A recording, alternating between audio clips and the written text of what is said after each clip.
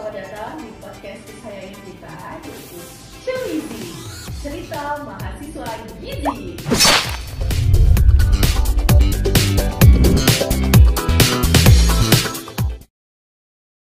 Sobat sehat, hari ini kita mengambil tema Gizi Ibu Optimal, Janin Sehat Maksimal. Bersama saya, Salvika, dan hari ini akan membahas topik yang sangat penting untuk calon ibu, dan keluarga, yaitu metabolisme zat gizi makro pada ibu saat masa kehamilan. Dan spesialnya, aku hari ini gak cuma sendiri aja, tapi aku hari ini ditemani sama dua kakak-kakak dari Universitas Esa Unggul dari Prodi Ilmu Gizi, yaitu ada kakak Novi dan kakak Arjun. Halo kakak Novi, apa kabar? Halo, sehat. Alhamdulillah. Gimana nih? Senang gak diajak join sini? Happy banget. Oh, terima kasih banyak ya sebelumnya sudah datang. Oh, untuk kakak Arjun nih, apa kabarnya? Alhamdulillah baik kak. Wah, keren banget ya. Terima kasih ya untuk kakak-kakak yang sudah hadir pada hari ini. Nah, wah sobat sehat, kelihatannya nih kakak-kakak dari Esa Unggul sudah sangat semangat banget nih buat bertukar cerita, bertukar pengetahuan sama kita. Jadi tanpa berlama-lama langsung aja kita tanya-tanya ke kakak Novi ya. Nah, kakak Novi, nih aku mau tanya, kehamilan itu kan masa yang krusial banget ya. Nah, tubuh ibu itu harus mencukupi kebutuhan dirinya sendiri dan janin. Nah, menurut kakak Novi ini bisa dijelaskan sedikit nggak tentang peran dari karbohidrat dan protein sepenting apa? Dan menurut kakak Novi, wah ini tuh harus banget ibu-ibu dan keluarga yang di luar sana harus tahu ini semua. Nah, tentu karbohidrat itu sumber energi utama, terutama di trimester 2 dan ketiga.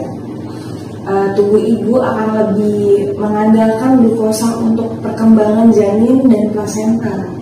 Ada adaptasi unik, yaitu peningkatan resistensi insulin yang justru membuat lebih banyak glukosa tersedia untuk janin. Tapi hati-hati juga nih, ini juga bisa mengakibatkan resiko hipoglikemia pada ibu. Oh gitu, jadi sangat penting ya kak. Jadi kalau misalnya kekurangan karbohidrat, dampak lainnya itu apa? Nah, kalau asupan karbohidrat tidak cukup, biasanya tubuh akan pakai lemak dan protein untuk energi melalui ketogenesis. Karbon yang tinggi ini berdampak buruk pada perkembangan otak janin. Mirisnya dari studi yang pernah aku baca di Puskesmas Parit Mayor menunjukkan 85,4% ibu hamil kekurangan asupan karbohidrat yang beresiko menyebabkan kekurangan energi kronik atau KEK. Wow, ternyata angkanya cukup tinggi ya kak. Dan gimana sih kalau untuk lemaknya sendiri nih? Lemak juga sangat penting. Dari data Pontianak menunjukkan 61% ibu hamil kekurangan asupan lemak. Seringkali karena pola makan tidak teratur dan mual. Padahal lemak sehat itu krusial untuk fungsi metabolik dan struktur sel janin. Oke sobat sehat, jadi karbohidrat dan lemak itu merupakan fondasi energi yang penting untuk perkembangan janin. Betul ya kak? Oke. Dan sekarang kita beralih nih ke kakak Arjun, yang gimana kakak Arjun ini akan membahas peran penting tentang protein dan asupan energi total selama kehamilan. Oke kakak Arjun, jadi gimana nih untuk peran protein dan asupan energi total selama kehamilan? Apakah sepenting karbohidrat dan lemak? Tentunya kak Safika, baik protein itu sebagai zat pembangun vital, digunakan untuk membentuk jaringan tubuh, janin, plasenta, payudara, dan meningkatkan volume darah ibu. Kebutuhan protein ini meningkat setiap trimester, bahkan bisa sampai 25% di trimester ketiga. Kemudian protein juga penting untuk persiapan menyusui. Oh gitu. Oke, kalau kekurangan protein, apa sih resikonya, Kak? Kekurangan protein bisa menyebabkan intrauterine growth retardation atau IUGR, keguguran, berat badan lahir rendah atau biasa kita kenal BBLR, dan gangguan metabolisme ibu. Tapi kelebihan protein tanpa energi cukup juga bisa menimbulkan ketidakseimbangan metabolik. Penelitian yang berdasarkan saya baca, yaitu dari Pontianak, menunjukkan 29,3% ibu hamil masih kekurangan asupan proteinnya. Jadi seharusnya seimbang ya, Kak, semuanya. Kalau misalnya nih, gimana sih dengan asupan energi total secara keseluruhannya nih? Tentunya secara umum asupan energi total harus meningkat, rata-rata sekitar 300 kilokalori per hari. Kekurangan energi total ini juga mengarah pada KEK yang meningkatkan risiko persalinan prematur, anemia, dan pertumbuhan janin terhambat. Berarti angka-angka ini menunjukkan bahwa edukasi gizi itu sangat krusial ya. Dan nih, kakak ada pesan edukasi nggak nih yang penting untuk sobat-sobat sehat yang ada di rumah yang sedang nonton kita nih? Mungkin bisa dimulai dari kakak Arjun dulu. Untuk materi yang kita bawakan ini sangat berkaitan dengan mata kuliah yang sedang saya ambil, yaitu mata kuliah metabolisme kelompok khusus. Salah satunya yaitu ibu hamil. Wow, berarti sangat berkaitan ya. Ya. Terus kemudian zat gizi makro itu kan ada 4, salah satunya protein. Protein itu sangat penting sekali untuk dikonsumsi agar berempatnya itu saling balance atau seimbang. Dan salah satu sumber proteinnya itu dari hewani seperti daging, ikan, telur.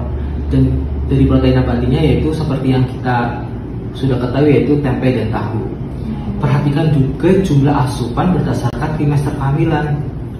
Pesan edukasi gizi yang saya ingin sampaikan yaitu menerapkan pola makan seimbang dan bervariasi dengan 3 kali makan utama dan 2-3 kali selingan. Pastikan juga karbohidrat kompleks, protein hewani nabati, dan lemak yang sehat. Pola makan seimbang dan bervariasi itu ternyata kuncinya ya. Dan ada lagi nggak yang perlu diperhatikan nih Kakak Arjun? Tidak ada lagi, Kak Sartika, boleh disambung dengan Kak Novi. Oke, terima kasih Kakak Arjun. Oke Sobat Sehat, selanjutnya kita akan mendengarkan pesan edukasi dari narasumber pertama kita, Kakak Novi. Jadi gimana Kakak Novi? Ada nggak sih pesan-pesan dari Kakak Novi untuk teman-teman sehat di rumah? Tentu untuk karbohidrat, ibu hamil harus mendapatkan asupan karbohidrat kompleks yang cukup. Contohnya, nasi merah, ubi, kentang, dan roti gandum. Ini penting untuk menjaga kestabilan energi dan pertumbuhan janin. Untuk lemak, konsumsi sumber lemak sehat seperti ikan, alpukat, kacang-kacangan, dan telur. Hindari lemak jenuh dan trans. Nah, Sobat Sehat, kita sudah mendengarkan isi materi yang sudah dibawakan oleh 2 narasumber kita dan pesan edukasi juga sudah disampaikan. Nah, sekarang saya mau bertanya nih Kak, ada nggak sih yang harus diperhatikan lagi selain yang sudah disampaikan? Ada. Waktu makan dan frekuensi konsumsi juga sangat penting. Makan secara teratur membantu menjaga kadar glukosa dan energi dalam darah, serta mengurangi resiko mual atau hipoglikemia. Oke, untuk Kakak Arjun gimana? Betul sekali. Dan yang tak kalah penting, program edukasi gizi sebaiknya disampaikan dengan pendekatan budaya lokal, bahasa yang mudah dipahami, melibatkan keluarga, dan difasilitasi oleh kader tenaga kesehatan setempat seperti di posyandu.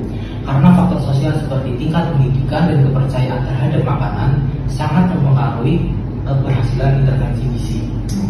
Wah, lengkap sekali ya. Jadi makin paham nih tentang metabolisme zat gizi makro pada ibu hamil di masa kehamilan nih. Nah, semoga teman-teman juga bisa memahami semua materinya.